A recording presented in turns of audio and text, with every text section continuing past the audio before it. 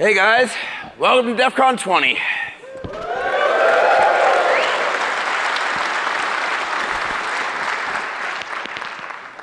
So, what are we here to talk about? I got some good news, I got some bad news. Good news is, we are actually going to fix this thing. Who here focuses on blowing stuff up? Who here's offense, hack some stuff? Yeah, you're awesome. We need you. Defense doesn't have offense. You know what happens? Defense gets stupid. We call that compliance. The bad news is we're not going to fix it by doing things the way we've been doing them for 20 years because look where that got us. There's a lot of dogma in security, and the dogma is useful because there's a lot of really, really crappy stuff that we shouldn't be doing. But that doesn't mean what we're doing today is entirely correct. Got a riddle for you. What is the fundamental difference between offense and defense, between an attack and a defense? You can tell when an attack doesn't work. Offense has a quality filter, put up or shut up. Either it works or it doesn't. That doesn't mean we don't get crappy attacks floating around out there. I don't know if you've noticed, there's a bunch of them. But it's not the same. It's not like it is in defense. Defense has a lot about dogma. It's not much science. We've kind of transmuted the, well, you can't defend against everything into, I don't need to show what I do and don't defend against. And critiques against defenses don't need to show how useless they actually are. So we have this really random discussion with insufficient skepticism. So that's really what this talk is about. This talk is about doubt. This talk is about calling bullshit. If you walk out of this talk believing everything even I have to say, you're doing it wrong. Guys, my goal is to show you some new ideas. And they're out there. They're, by normal theory, wrong. If they are wrong, let's find out. Let's prove it. But let's not just assume because it violates dogma that it might not actually be a better path to protecting these networks. So just to talk concrete, here's a fundamental test. You take 2,000 machines with a given defense. You take 2,000 machines without. You come back in 6 months. You see, is there a statistically significant difference in the infection rate? Now, I'm not saying that everything, and even in the near future, is going to be tested like this, but let's at least recognize a gold standard when we see one. One of these days, we're going to be spending as much time and money on security research as we are on medical research. Now, I don't know if you realize this, it took hundreds of years for medicine to get its scientific act together, and they had dead bodies. We got just like, an economy of a world or something at stake here, which, kind of matters. We got to fix this stuff. We don't have hundreds of years. We got to start fixing it fast. So we got 3 heads to the security hydra. 3 reasons why we're in this place. 1, we can't authenticate. 2, we can't write secure code. 3, we can't bust the bad guys. We're not going to talk authentication today because that's DNSSEC. And, well, if you want to talk to me in that in private, you can do that. We're not going to talk about busting the bad guys. I don't know if you noticed, but there seems to be some lack of consensus on who the bad guys are. I tend to worry about that time the entire Fortune 500 got owned. Aurora was really bad. People seem to forget about it. They're like, Stuxnet, Stuxnet, Stuxnet. I'm like, how about the entire stock market? I'm kind of worried about these small businesses that are getting their payroll stolen and their bank saying, sorry, your fault. That's what makes me worry, but other people are worried about, I don't know, Dark Knight Rises. So what are we here to worry about? We're here to talk about the inability to write secure code. Now, just inability, let me clarify. It's not that it's impossible to write secure code. It's not impossible to make an authentication system with certificates using the X509 protocol. It's not impossible to go out and bust criminals and bad guys. It's just not gonna friggin' happen. It's totally improbable. Possible's not enough. Not if you want to actually say you fixed the problem. I wish I could just blow stuff up. It's a lot of fun. I do it from time to time. but I'd like to be working on different stuff 20 years from now. New bugs instead of the same existing ones. So what are we going to do today? We got 5 different things to talk about for DC20. We're going to talk about addressing timing attacks. We're going to talk about generating random numbers. We're going to talk about suppressing SQL injection attacks. We are going to detect network manipulation, a little bit of follow-up to neuter from last year. And just for fun, we're going to go scan the internet really fast. These are all things that are totally possible today. How do we make them more deployable, less expensive, more probable? Let's talk about timing attacks. Timing attacks are a lot of fun. Basically, generally when we model the security of a system, we look at who says what to who. And we never look at when.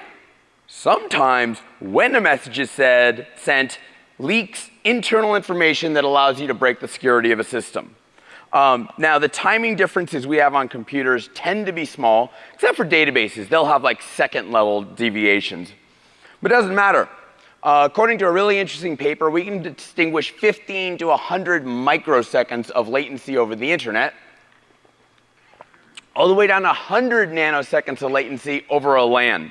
Just like 1,000 probes. I mean, this is a really small thing of saying, did that take 1 second, or did that take 1.0000001 seconds? And you can tell reliably. It's kind of cool. So Nate Lawson and Taylor Nelson did, I think, the best talk on this subject, where they looked at string comparison functions and broke a bunch of, they broke OpenID and OpenAuth, a couple of authentication protocols, really nicely. So the canonical correct fix to timing attacks is you make everything take the same amount of time, the maximum amount of time any individual comparison would take. And this is this neat little trick. It involves using XOR. And if when you compare values, you go through the entire string and you XOR everything around, you'll find out if there's a difference or not. And the time will not vary. Job done, move on to the next bug, right? I have never met anyone in my life who has ever implemented this. The problem is that if you want any security advantage, you have to do it every time there's a security critical comparison. That means you need to identify the security critical comparisons. You don't get to do this all the time because it is, by definition, quite a bit slower. And the difficulty of identifying all the circumstances where you need to do this stuff is enough to make this fix possible, but not probable. So what can we do instead? I seem to note that when we're up against internet level latency, the internet is slow, sometimes packets take longer to arrive than others. I note that now we can only distinguish 15,000 to 100,000 nanoseconds instead of 100 nanoseconds. That's 3 to 4 orders of magnitude. And internet noise is not random. It turns out you can just tell Linux on your network interface, be as slow as the rest of the internet, and it'll do it. It's a one-line command. Now, here's the deal. This is a lot easier to deploy. And it turns out that matters. I could probably get someone to go ahead and say, make things take 1 million to 3 million nanoseconds longer. I can't say make it take another second, but another 100th of a second, I might be able to ask for that. Now, who here thinks they know about this enough to say, bullshit, this is never going to work? Maybe someone. Here's the deal. Let's say this didn't work. I got some code to show you. This code right here is from the middle of OpenSSH. And what OpenSSH is doing is it's going ahead and it's comparing the password provided by the user through an encryption function to the password stored on the hard drive. And it's doing it in non-constant time. If the first character is right versus the 8th character is right, it's going to take a different amount of time. Now, the difference is going to be like a nanosecond. Like, it's going to be like one motion of the CPU. If you can find every single timing attack, if you just get enough samples, then I just dropped me some OpenSSH O-Day. Either my attack works, which it doesn't, or I'm onto something with this defense. Now, what we're actually looking for, what the actual equation we would want to have is how much timing noise of what nature will permanently obscure how much timing signal beyond the point of infeasible return. look, if I delay it a day, you're not going to find a nanosecond. So somewhere between a day and 1 nanosecond is an amount of noise that you can insert on a network interface that is going to destroy an entire class of security vulnerability with a single command. That is kind of cool. I like that. Now, there are things that can go wrong with this particular implementation using the single line to Linux. It was not really designed to implement a random value precisely between 1 million nanoseconds and 3 million nanoseconds. So maybe there's quantization, maybe it's chunky in its delay. Maybe the noise pattern is wrong, it's Gaussian, which should be uniform, or uniform when it's Gaussian. Maybe the fact that other protocols like TCP, it has its own timestamps. So every message that's sent out of a network interface actually has a thing that says, I was sent at this time. So even though the interface is delaying it, there's actually bits in there that say when it was sent. Maybe that's a problem. These are all things that can be fixed. The question is if it's worth investigating. And the deal is, our perfect fix, constant time comparisons, is the enemy of the good. As long as we think we have a fix and we're done, there's no reason to look for something we can actually deploy. This pattern shows up elsewhere. Let's talk about that time RSA was broken. No, not the time RSA was broken where the smart cards leaked their private key, or the time RSA was broken where the secure IDs were stolen by China. No, what is this, like beat on RSA year? Like, it just keeps happening. No, what this time I'm talking about was some work by Ariane Lunstra and James Hughes, and also by Nadia Henninger, where they found that 1 out of 200 cryptographic keys on the internet were actually badly generated. This is a tremendous number. I mean, you got to think of this in terms of nines of reliability. Something went wrong, and all crypto on the internet went down to 2 nines of reliability. That's failing. So the question is, who failed?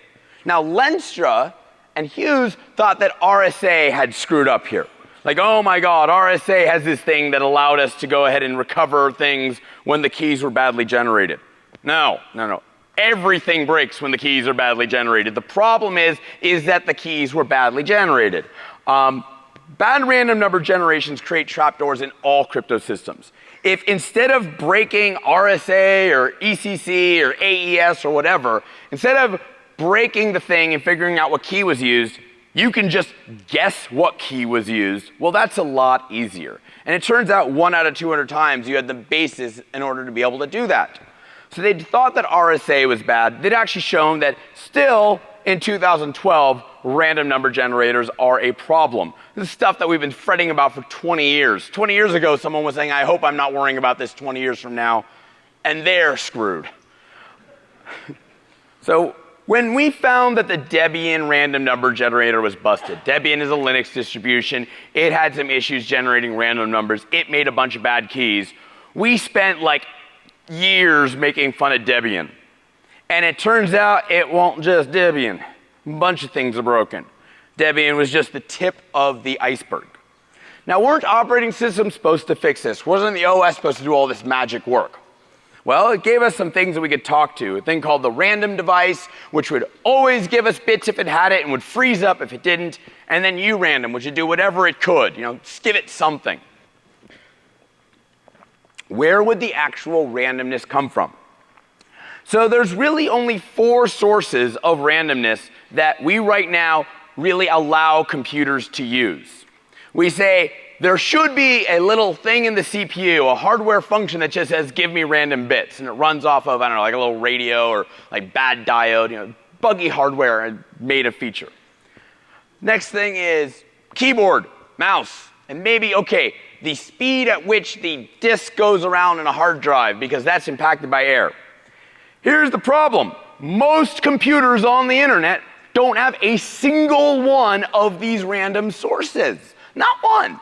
Desktops are okay. They got a human with keyboard and mouse and often some disks. Servers, less and less do they have disks. They don't have any of the rest.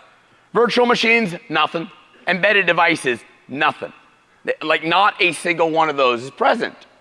Now, people say, oh, but Intel's top of the line to be out soon CPU has a random number generator. Yes, top of the line in 2012 has finally gotten around to it. The rest of all hardware in the world that developers have to build for have nothing and will continue to have nothing. There's a rule called the high end keeps getting higher, but the low end never goes away. Now, there's these things called TPMs that are supposed to be for trusted computers and PCs. They got into a whole bunch of things in like the mid-2000s. I tell you, everything I've ever seen treats things like radioactive. I don't know if it's because they break stuff. I don't know because they're unstable. I don't know if it's because they may or may not be present, but they're treated like radioactive gunk, and they're almost never an embedded gear anyway. You know what I mean by embedded? Like, stuff in a rack, your little Linksys box, things like that. So what's kind of happening here, because there's no sources of entropy, let me give you an analogy. You go on the internet. Always a bad idea. Carbohydrates cause cancer. That's a real link. They'll tell you. Proteins cause cancer. Fats cause cancer. Alcohol causes cancer. Uh-oh. Ooh. Man, I didn't realize that would be a hot button subject here at DEF CON. Now, so you don't consume proteins, carbohydrates, fats, or booze. You know what happens? You starve to death. This is a thing that happens in technology all the time. You get too good at one solution and another failure mode crops up. We are starving for entropy. And the way I know this is because I actually asked some developers. I'm like, dude, what the hell? They're like, look, I got some code. It depends on the random device. I turn on my little embedded thing. It needs to generate a key. It's just born. And guess what? There's no hard drive. There's no keyboard, mouse, human, anything. It just locks up. And this is actually found during test. And it goes back to the developer. And the developer says, oh, well, let me go ahead and go to one of these not so good sources instead. The perfectionists think this isn't what's going to happen. They think the developer will protest, will march into management's office and say, buy us hardware with Ivy Bridge. We need that random number generator, damn it. No, actually, they say, freaking security people failed us once more. Let's try some crap that actually appears to work. This is reality. You can secure theory, you can secure homework, you can secure your final exam, or you can secure the frickin' internet. I'm playing the latter game here. Perfectionism caused 1 out of 200 RSA keys on the net to be easily broken. We have seen the enemy and it's us. This was our fault. This was our failure. Because we were terrified that someone somewhere might have a bad key generated on a machine, 1 out of 200 things actually did. Well, and by the way, it's worse than 1 out of 200. It's 1 out of 200 easily detectable. Way higher, slightly difficult to detect. Well, we can do better. And what we can do is we can bring back an old hack called TrueRAND. Humans and computers are not synchronized. That's why we like measuring keyboard and mice. See, the deal is, even if you were trying, you could not hit that key on a keyboard with nanosecond accuracy the same way every time. It's like, so 1/1,000,000th of a second and 1/1,000,000,000th of a second. I don't know, whichever one it is, you ain't doing it. Any system with 2 clocks has a hardware random number generator. And it turns out the biggest lie about your computer is that it is simply one computer. Computers are small networks of interconnected devices on asynchronous networks that communicate with each other at their own time and pace. That's how they work. Every single computer has different devices talking to each other from different clocks. These clocks are not synchronized. Even if they had an error of 1 part per million, that's a bit per second per megahertz. We have way more than that actually going on. So there's an old hack from '96 by Matt Blaze and D.P. Mitchell. What they do is they run the CPU in a tight loop every 16, so they basically say increment by 1, 1, 2, 3, 4, 5, 6, 7, 8, 9, 10, 11, 12. Every 16 milliseconds they say, wait, how far did it get? On that interrupt, they do some shuffling. Now here's where the entropy happens. You have a slow clock, it's 16 milliseconds plus minus some number of nanoseconds. And then that some number of nanoseconds determines how far the CPU spun in a circle. That's where the entropy comes from. Then they do a bunch of stuff to mix it up. Shuffle it around, hash it around, and so on. This is not a bad approach. It is totally disowned. And it's too bad. Because if it had been used and it had been part of the Linux kernel, those keys all would have been good. Now, why was it disowned? And I mean, seriously, Matt Blaze is horrified that I'm pushing this stuff. I have a tremendous amount of respect for Matt Blaze, so let me tell you, I'm at least honoring his discontent.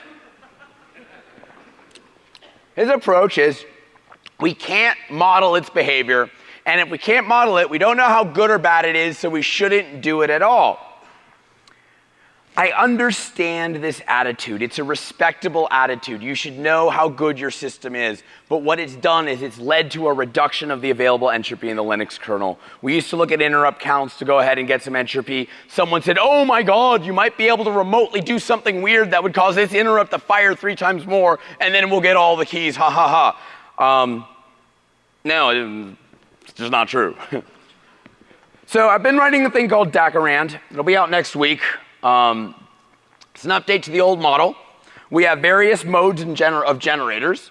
So we'll go ahead and we'll do a sleep with the usleep command, and then we'll see how long did that sleep actually last with various clocks. We have a thing called the monotonic clock, the real-time clock. We can actually ask the CPU, how many cycles did you run? You're like a 1.5 gigahertz processor, so the cycle count goes up 1.5 billion times a second. So how many did we go through? There's an incrementer. See how many times we can increment an integer within a time period. So we say, hey, and just keep trying to go, and wait until we passed 50 milliseconds. What's your number at? There's the real-time clock. On PC hardware, anyone remember IRQs? Yo, there's still one in use, like IRQ 8. It's like hooked up to this thing on the motherboard, and it just fires whenever you want it to. You can just say, yeah, 8,000 times a second, ping me. 8,000 times a second, plus minus some number of nanoseconds. So there you go. You got one clock against another. Then there's my favorite of these, 2 threads, 1 int.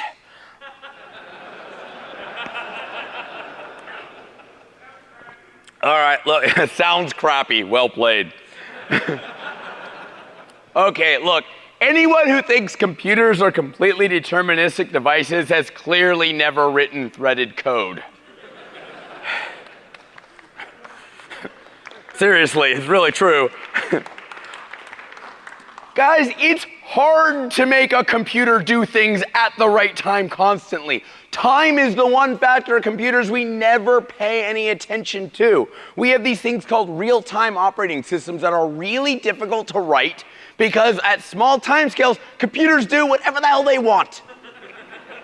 Nothing a computer likes to do more than screw around for 10 milliseconds. Where'd you go? I don't know. So, it's not a bug, it's a feature. We're using those properties. We're exacerbating them as much as possible, and we're forcing them to compete, thus hopefully giving us some noise. So the flow of how all this works, we take whatever bits we get. Doesn't matter how they're good, bad, whatever. We throw them into a hash. So you have SHA-256, you can just keep throwing data into it. Just whatever they are, whatever the nanosecond clock was, you throw it in raw. Why do you throw it in raw? It might be good. Maybe it's bad, but it might be good. Let's not undercount our entropy. However, we only count it if it passes what's called von Neumann debiasing. Von Neumann debiasing means you take a stream of either zeros and ones, and we get whatever comes out of the generator. We count the number of ones in there. If it's even, we make it a 0. If it's odd, we make it a 1. 0 zeros and 1 ones, we throw that away. 0 1 is a 0, 1 0 is a 1. So we're basically capturing the transitions only. Now, we've been putting lots of data into the hash, but we count that we got a bit every time von Neumann is happy. We also throw a 0 or 1 in there just for correctness sake. Once we have 256 bits, we finalize the hash. We have a 256-bit hash now. Now we can go ahead and we run something called scrypt. script is a time memory hard function. What it means is you've got some value, you're going to spend a second churning on it until you get another value. It's just that when the bad guy tries to go ahead and do this, they got to spend a second on every single attempt.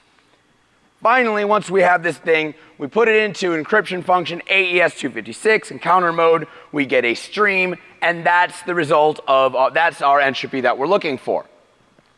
So you want to mess with this. Actually, anyone here want to mess with this? Think they can break this approach? Good, try. You pick the hardware, you pick the platform, you pick the generator, there's 7 of them. They can't all work. Something here must fail in some environment. Here's where you can look. User space and hypervisor scheduling. So it turns out all this stuff is not running in the kernel yet, it's running as a program. Program is only visited some number of times a second, not at random intervals. So that might screw up my clocks. A bigger issue is what's called auto-clocking. If you time something against itself, you're going to have a bad time, okay? Clocks tend to be highly correlated against themselves. So let's say you're in a VM and the real-time clock is being emulated, and it's the same emulator that's running the clock, monotonic clock that Linux is ultimately depending on. Then you might have an entropy problem here as well. Virtual machines, more than anything else, should not have to directly use this stuff. They should be able to ask their host, give me random bits. And maybe it does this stuff, but it's the host that's doing it. So, that being said, I've run this on every VM I can find, and it survives just fine, which is kind of crazy. What about VM cloning? Everyone worries about virtual machines being copied. See, here's the deal. Normally, you only get bits for your random source in the operating system really slowly. So you make a copy of this virtual machine. The pool of bits is exactly the same. You go to pull some out, you get the same bits. My approach says, look, you get different bits every time you go to the well. So each time you begin a unique read to my version of randomness, then you're okay. Now, if your virtual machine goes ahead and is cloned before I can't, or after I can't help you, but before, you can be like right before the instruction that you say, give me some random bits, and you'll still be fine. Okay, what else could go on? Is the underlying use of cryptography safe? Well, we have this thing called, I'm called modified von Neumann. We absorb a tremendous amount of low quality data into our hash. We are throwing crap in there. But here's the deal. I hate you so much right now.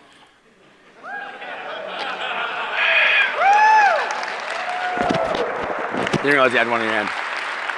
Good man. You're supposed to do it with us. I'm sorry, by the way.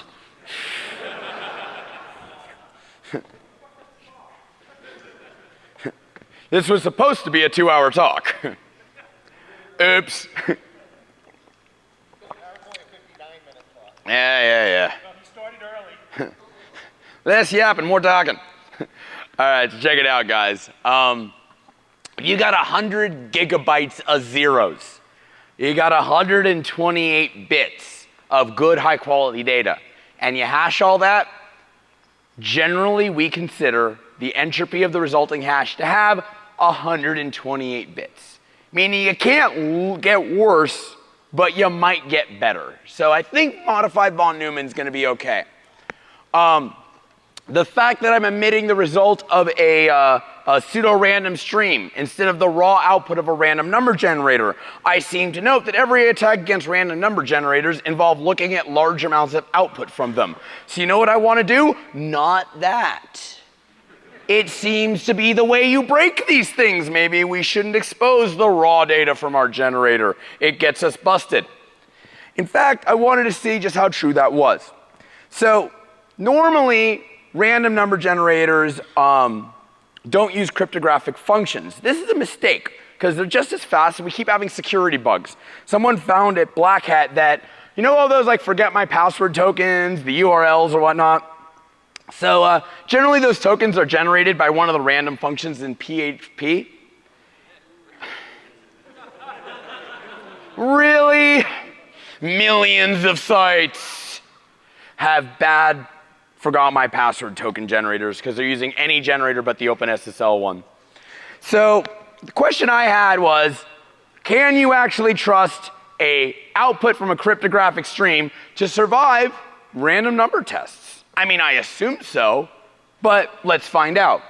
So went ahead, thanks to Jamie Schwetman, should actually sit about 16,000 CPU hours with a die-harder entropy test run across 21 ciphers with inputs of either 16 megs of zeros or 16 megs of dev-u random. At first, it looked like there was actually the ability to differentiate ciphers and so on. Yeah, data lies a lot. We eventually found the bug. There's different padding in different cryptographic functions. So long story short, the files were of different sizes. 16,000 CPU hours, and I was detecting these two files are differently sized.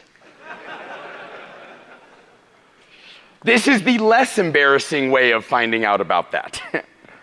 That being said, we're going to release the data anyway. We're still trying to do some machine learning against it. I actually have a neat little tool. Mail me if you think it's useful. It lets you take a comma-separated file, a CSV, and just like run SQL statements on it. Just like dynamically generates a database, executes your query, and gives you statistics. So it's called C-SQL. It's kind of nice. So this didn't work and find anything, but we did it anyway. Some kernel recommendations. These are the things I'm going to tell the Linux guys to do. Dev random needs to stop blocking. It just, no. Crypt dev random doesn't block, or crypt gen random on Windows does not block. And when I actually go ahead and get all the certificates for RDP, you know what I'm going to find? 1 out of 200 of them are not bad. They're going to be fine. Don't be so shy about interrupt sources. I don't care that much about interrupt counts. But when your network card is talking to your PC, is talking to your CPU, it is not going to be nanosecond accurate to where the CPU is. That's just not how it works. So you actually have this thing in Linux called ftrace, a really nice framework for tracing when events happen in the kernel. Right now it's microsecond accurate. Make it nanosecond accurate, and then occasionally, randomly, use values from there to seed randomness. This is the appropriate approach. Maybe consider modified von Neumann, but really, the time is over for these classes of entropy starvation vulnerabilities. It has to stop now. So, that being said, our biggest problems in security do not revolve around random number generators, just some of our more annoying ones. They revolve around languages. So we got this thing called language theoretic security, which is the idea that security vulnerabilities are the consequences of the languages that we're writing stuff in. Coined by Len Sassman and Meredith Patterson. Has a corollary: if language got us into this mess, perhaps it can get us out. One way of looking at language theoretic security is through the lens of computability. It's saying, you just want to be able to declare some information, but something bad happens, and now you're running these big programs of a complexity called Turing completeness. This is a valid lens to think about, but I'm going to give you another one. Who remembers diagramming sentences? Who would have thought failure to understand this would cause the majority of all security vulnerabilities ever found and ever written?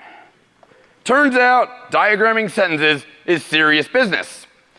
See, when you have injection attacks, that means SQL injection, that means cross-site scripting, that means pretty much every web vulnerability out there. What these attacks actually are, when you get down to it, is that one piece of the system thinks it's sending data, the other piece thinks it's receiving code. One piece of the system thinks code is coming from another program, the other thinks it's coming from the user. So everything is about tree differences. This is what's going on. You have two different trees for all injection types. Now, so what? Why am I bringing this up now? Why another theory? Well, this simple stuff is kicking our ass. This is the majority of vulnerabilities. We haven't fixed them. If we did fix them, they wouldn't still be costing us billions of dollars. So this gives us the rules of the game. If we wish to fix injection vulnerabilities, we want to synchronize parse trees. That crap of mess that you saw earlier needs to be the same on the front-end web server and the back-end database server. They need to see the same thing.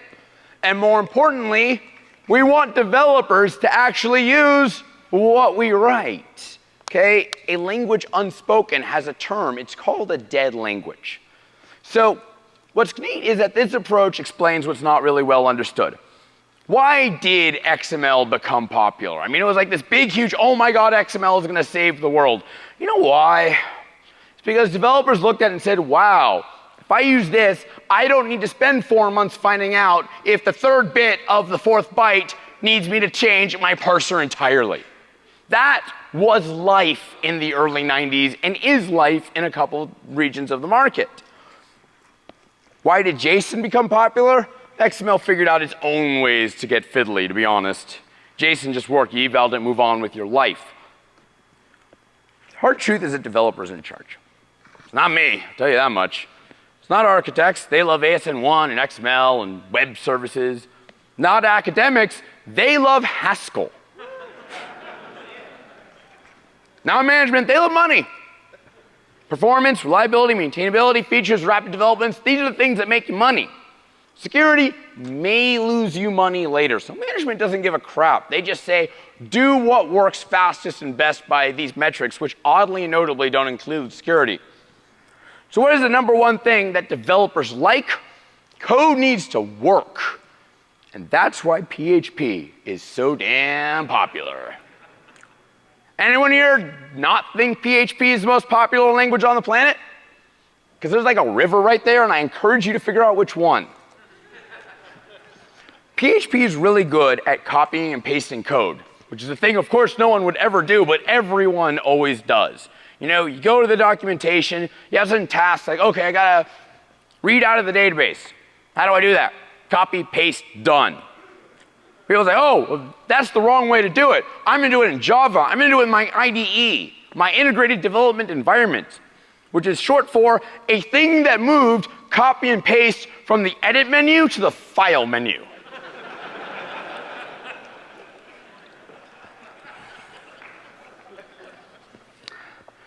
There is a metric of quality for languages that no one measures, which is when I try something, how often does it actually work? See, normally it's, does it fail fast? Does the compiler find it quickly? Is it discovered in test? No, devs aren't looking for code that fails fast. They want it to work the first time. And it turns out PHP is an amazing language for that. It just goes. Almost no one tracks this metric of whether it works or not. Processing does, and it's an amazing language for it, but this is why all the successful languages are the brainstorm of one guy. Like, it's Guido for Python, it's Larry for Perl. Like, there's one guy who has it in his head. Art is science before we know what we're doing. Our languages that are popular are artistic endeavors, generally by one person, supported by others, but one guy's got the vision. PHP beats your favorite language, which means if you want to fix security, which you may not, you may enjoy the status quo, but if you do, PHP is the most important language in the world to repair. So, what's wrong with it? Well, we've got these things called object relational models, where you don't even go out to a database. You never write database queries with SQL. You just like use normal methods from PHP or whatever language you're in, and it just makes it work on the back end. This is amazing and wonderful, and I love seeing it. The stuff works right up until the moment where you need to ask a question. Anyone familiar with that? Who knows what language this is? Brainfuck! Check it out, guys. Brainfuck has a rejoinder. There are more things in this world broken by punctuation than just brainfuck.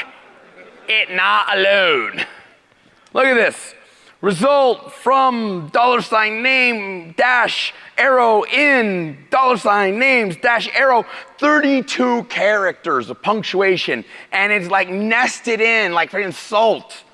Compare that to this thing. Result equals query, select name from names where length of the name less than 5. I had 12 characters of punctuation there and huge gaps. Which would you rather write? It turns out this really matters. It turns out that SQL is a language that's really good at structured queries.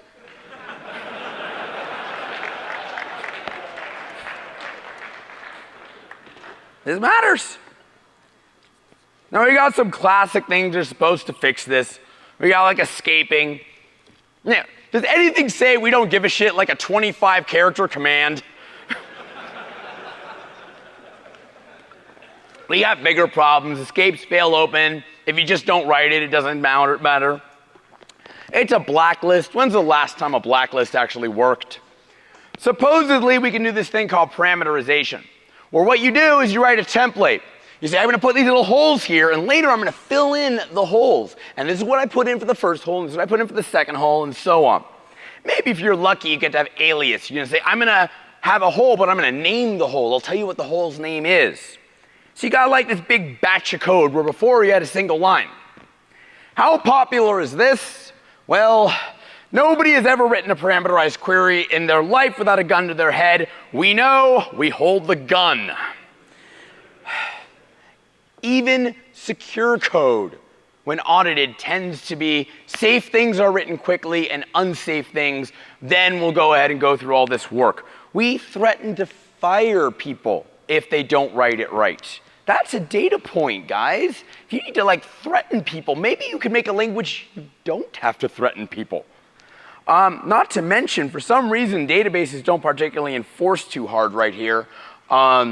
There's a lot of stuff that you just can't parameterize. Go ahead and try to have a hole where select is. It's not going to work. SQL, for all of its elegance, builds this really complicated parse tree. And sometimes you get to go ahead and do stuff to make it safe against injection. And a lot of times you just don't. So I released this thing in 2010 called Interpolate. And it was basically a way of saying, we're going to let devs write code the way they want to write it, and then we're going to figure out how they should have written it, and we'll actually fix it compiler side. What we're going to do is we were looking at the fact that you say you see a string, select star from foo, where x equals $x, and y equals $y. Well, humans can see the separation between data and code. Code is everything that doesn't have a $sign in front of it. Data is everything that does. But languages were throwing this out. They were just taking the value of the variable x, putting it in, making a single string, done. Information separation has been lost forever. What if it wasn't? What if we kept this data around? And so what I would do is I'd have this alternate syntax where you use the carets instead of the $, so caret x and caret y. Then I had a function that was a code generator. And it would go ahead and it would look at that stuff and say anything that began with a caret, that's a parameter. I'll put a hole there, and I'll fill the hole. And then you have to go ahead and evaluate, meaning run the code inline that's text, evaluate this new safe function. This works. This works really well. Among other things that are scary about it, what if the developer goes ahead and puts a variable into the statement that's going into the B function? Say do x equals $x instead of my funky x. Now the attacker is one step away between an evaluation and attacker-controlled code. That B function in the middle, the text that it returns is going to be run as arbitrary code. It could look at what came through and say, maybe I can predict what PHP is going to do when it runs this code. Yeah, that's a bad idea. That's not going to work. Predicting what some other language is going to do given arbitrary input is a fool's errand. So this is what we're actually doing. And Daniel Zula, who has an amazing talk coming up on Sunday, by the way, has actually implemented this. The thing that does what's called a self-scope function. Self-scope functions actually run and have access to all the variables from where they were called. This is heresy in language development. It's also a really good idea. So The idea is that we have this function MySQL safe query, and it says select star from foo where x equals caret caret x and y equals caret caret y. Inside that function, it can get the variable for x, and it can get the variable for y, and now it can go ahead and pull that out, make them holes, make it a parameterized query, and run it just like. So the dev runs this, and the code does what it's supposed to. That's kind of cool. What other things could we do?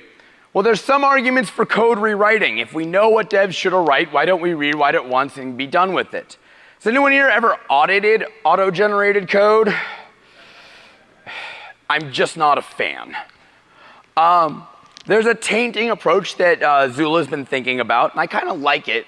The idea is when characters come in from the web, you mark them as these are web characters. So as they flow through the application, they're always marked as having come from the web, and then your MySQL save function says, wait, anything that came from the web is data, that's what I'll parameterize. It's kind of a variant on tainting. So this is kind of a neat thing that can work. I've been working with the guys over at Etsy, who have a hilariously good security team.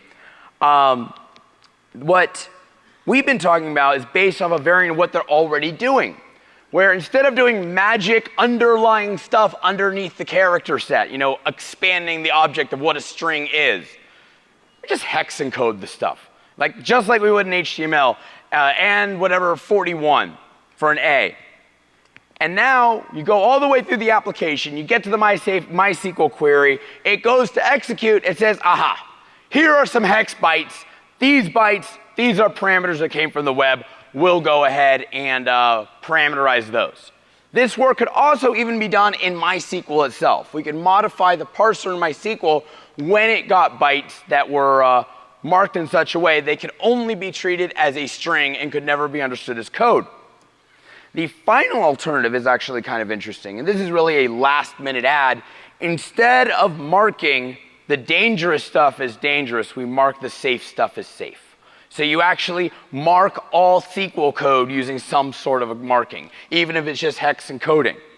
Now, the reason you do this is because the bytes from the network flow through a web application 83 ways from Sunday. They're transformed. They're moved from function to function to function. This is why we have these things called static analyzers. They got to track all this crap. But the actual code, the SQL, that tends to be right before the actual execution. So that is a thing that we could do. We could mark the actual SQL and then let the other stuff go raw. This is not a bad thing. That's what langsec means. What are people trying to express? How can we make it easier to say this? What errors will people do when they try to use our stuff? If you don't care about the crap that you're putting developers through, why the hell should they care about you?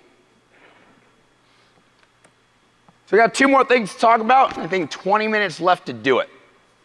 18. 20 minutes left to do it. Suck it. 20. It doesn't matter what code you write if there are parties in the middle that are blocking what you send. Content alteration and blocking is actually becoming a bit of a thing. Verizon's claiming the First Amendment right to edit your First Amendment rights.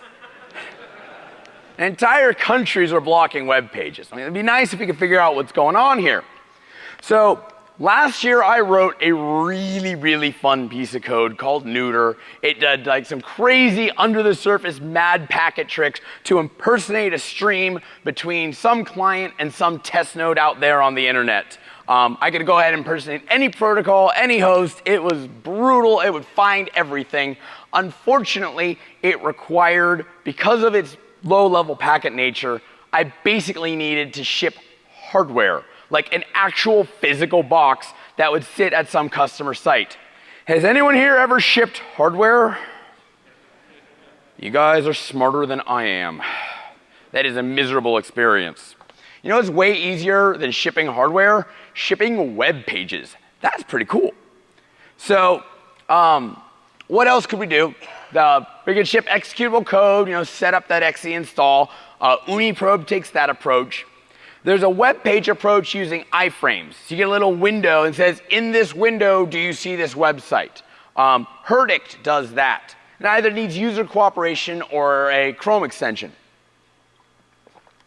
Is it possible to determine whether content is up or down based on nothing but a web page? So can we crowdsource censorship data? If we wish to do this, that means we want to maximize the data we get per user. We want to minimize the installation load per user. Okay, what can we do? What can we do? Well, the browser same origin policy usually prevents web pages from doing much to read one another. You wouldn't want Yahoo able to read your Gmail just because like the two windows were open at the same time. But there is one exception to this same origin policy, and the exception is images. Domains are allowed to load images from one another. Beyond that, they're allowed to know that a load was successful, not merely that there was a particular file at a location, but that it was an image, the image rendered, and here's its dimensions. You can actually learn quite a bit. Now here's the thing, if a website is being censored, images from it are not going to load. Now, what one image is on like every domain on the internet? favicon.ico. This is this little icon in the upper left-hand corner of your tab. It used to be for bookmarks. That's why it was called favicon. Pretty much everyone's got one of these. So what we do is we try to load the thing, and if it's there, great. And if it's not, we say the site is blocked. So we got this site. It's actually up to date. I wrote it with Joseph Van Geffen and Michael Tiffany for the Wall Street Journal Data Transparency Hackathon. And it is themed like Minesweeper. If you hit play, if the image loads, it will drop the favicon. If not, it will drop a bomb. Works kind of nicely. So, what's going on behind the scenes? You create an image object in JavaScript. Image equals new image. You create an onload handler. You create an on-error handler. You do this a bunch in parallel, reading from a list of sites that have been validated to have favicon.ico files. 6 failures are required before a bomb is dropped on the map. Is this enough? No. No, it's actually not. Web browsers provide really crappy feedback into what's actually going on their network stack. It's like flow control really doesn't exist. They just assume they have infinite bandwidth.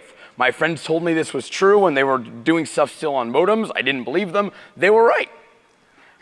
For actual reliability to the point where we could have genuine worldwide monitoring and trust the data we're getting back, we basically need to shut down all other probes while doing final validation, and then do a probe just for something that is known to be up and might be down. And even then, we're going to have a few tenths of a percent that are going to be wrong anyway. That being said, Sensor Sweeper does work pretty well. Can we do better? All right, well, let's talk about Flash and its sockets. Once upon a time, 2007, you could go ahead and you could turn any web browser you wanted basically into an open proxy to the internet. You could just basically say, hey, web browser, go to this site, get me this content, speak this protocol. It would do it for you. It was a bug. We got it fixed.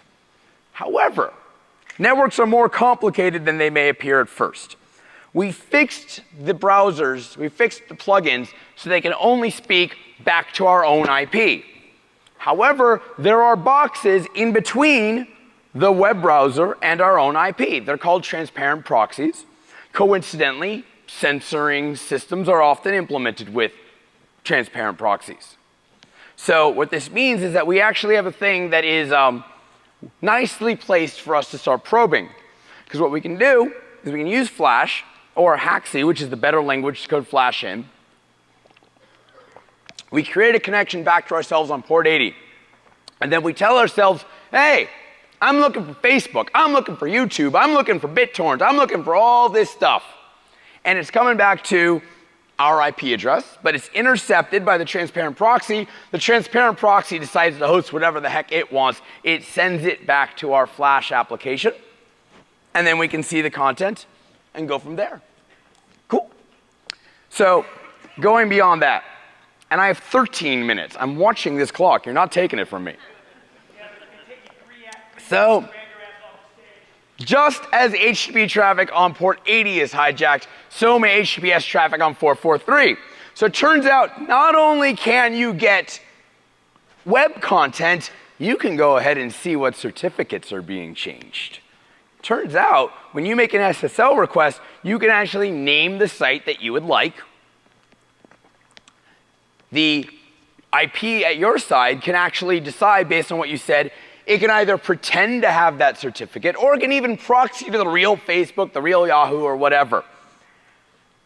The transparent box in the middle that may or may not be replacing certificates, it doesn't know that it's not actually talking to the browser, so it goes ahead and provides the certificate. And that goes to the Flash applet, and the Flash applet can go ahead and bust you. So it's kind of cool. Normally, the browser DOM, when you ask the browser, it can't tell you what certificate was at a given site. So this is actually the first mechanism that'll tell you, for this site, what cert is there. There's a limitation. If the hijacking is at the DNS layer and not at the IP layer, then you won't go to the correct IP address to get the interspersed certificate. So I am not going to be running the big certificate databases, but unnamed parties who are will be getting this code, and I'm sure lols will be had. Full proxying is also possible. I'll kind of skip past this, but you can basically route every single protocol, have like a full HTTP proxy bouncing from a server through a client back to a server. Why would you do this? Because while I could try to emulate all the weirdness to play a YouTube video stream over a Flash application, it's a lot easier to just have a real browser really play through the Flash side. So that's kind of neat. So the last thing I want to talk to you guys about is scanning networks quickly. There's a thing that everyone should know. It's my definition of actionable intelligence. What can an attacker do today that he couldn't do yesterday for what class attacker to what class victim? If you write an advisory that does not answer this question, it's a bad advisory. What changed?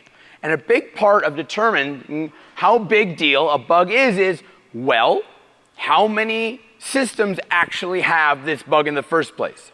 I've run 2 major scans for 2 major press announced bugs this year. One was the telnet encryption bug. One was the RDP attack. And the question was, were either of them widespread? Telnet, nowhere. There's like a tiny, tiny number of hosts that are running it. RDP, yeah, like 5 million hosts were running that. That was actually a big deal.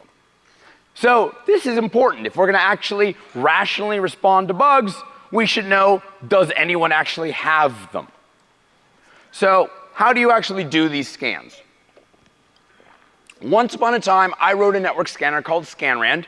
It was fast because at the time I didn't actually know how to slow down.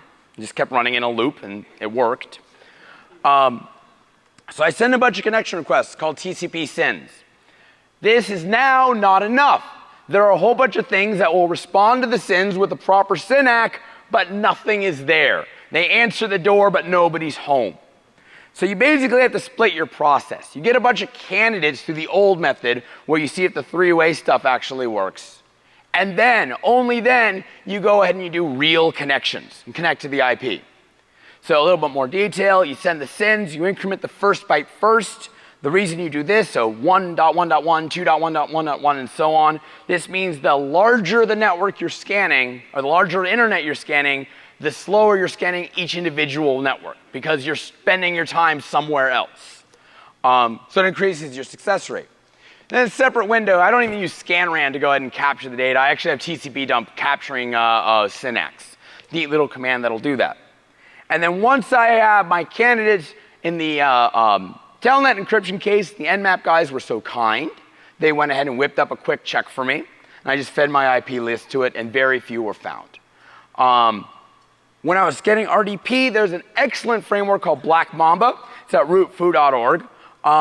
You basically just write really simple, straightforward code, and every time you're going to stop in the middle, you yield. So you say, yield connect. So come back after you get a connection. Then come back after you're able to write these bytes. Come back after there's a response. And Black Mamba makes it work very, very nice. This gives you about 3,000 IPs a second. I want more. So I've always wanted to write a user space network stack. This is a program that directly talks to the network and retrieves content. H.D. Moore kind of kicked me into high gear on it. He's got some mysterious new scanning project called Critical I.O. I am not at all beyond supporting any crazy project by H.D. Moore. Heck yeah. So ScanRAN 3 will be out shortly. ScanRAN 3 is a new scanner. It doesn't just flood SINs, it actually connects to nodes and extracts data. The original plan was to have there be a database inside of ScanRAN. I was going to use SQLite. Why? Because I thought it'd be funny, just humorous, to have a network stack where I'm like, select star from sockets where data sent not equal data acknowledged, and data sent time minus now is greater than 3. So it'd be like a database lookup to figure out where you needed to send a retransmit. That would be cool. This was useful for SQLite, because that's really, really fast. If there's no index. That speed disappears if you add indexes. So if you actually want to be able to query the database, SQLite is no longer fast. So let's just not do that. Can't someone else do it? So check this out. I didn't think this was possible, but it actually works. ScanRAN did not get its speed by keeping track of all these machines it was speaking to. So why should ScanRAN 3? We're going to build a stateless TCP stack. It just sends data, it doesn't remember to who, and the other guy remembers that he's talking to me.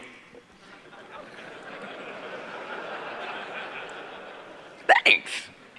The way you do this, you send a SYN, and you set the maximum segment size and window size to 1460. What this means is at any given point, there's only going to be one packet outstanding at a time. So now whenever you receive a SYNAC, okay, you got to talk, you send your payload, you send the acknowledgement. Every time you get another acknowledgement with a payload, you acknowledge that, you ignore if there's no payload. And when you get a FINAC, you send a reset, you say, I'm done with you, don't remember me anymore. In every situation, except for if the original SYN is dropped, every time the other side sends a packet, if there's a drop, well, whatever, he'll clean it up for you. I can take 3.25 million IP addresses. I can sweep them from my little $200 Opteron box on a really nice pipe. I can get 800 megs of HTTP data. The scan takes 75 seconds.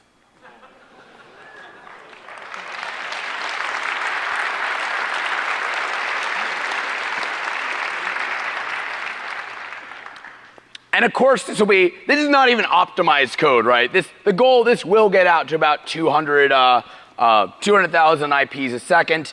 You end up doing stream reconstruction with a SQL query, which is kind of fun. Security, right now I've implemented none of it, just like your average developer. For security, you basically put cookies into the sequence number and source port, and maybe the TCP timestamp. So the idea is you can put little secret data so you know when someone's responding to you, they're actually responding to you and they're not faking responses and, saying that Google's got a bunch of spicy stuff. Some notes, this may not be necessary. Kernels have gotten kind of fast. Non-blocking connect plus epoll should probably be able to do at least tens of thousands of sockets per second, and it'll certainly be easier to code for. But my approach eventually becomes the fastest because I'm just really lazy. I'm not doing anything. The other guys are. The biggest performance advantage that I'm going to get is when I get what's called a write V for write vector, where I can give the kernel a whole bunch of packets to send instead of just one. A couple more notes. I can try more efficient stores in SQLite. I can do a giant allocation of RAM and just have fixed offsets per IP. There's a cool project called MemSQL from these old Facebook guys. And they're basically converting SQL to C++. So that might actually work. We'll find out. And there are merged approaches too, where I only keep state if I get a certain distance into a session. Now, there are a few servers on the internet that do not actually have a state either. They say, well, the client will keep track, and I'm almost done. These servers tend to be run by Google. And yeah, if a client thinks the other guy's going to do it and the server thinks the other guy's going to do it, it's a bad day. The most important feature to write that isn't written yet, I need to implement blacklist support. Most networks don't complain when you scan them. Those that do, you gotta honor their request. And it actually does require a fairly efficient data structure not to go ahead and have that take all your speed. Don't mess with the firewall. Just have your code get its own IP. Your little program arbs for itself. And that's lots of stuff. I hope you like it. I'm out.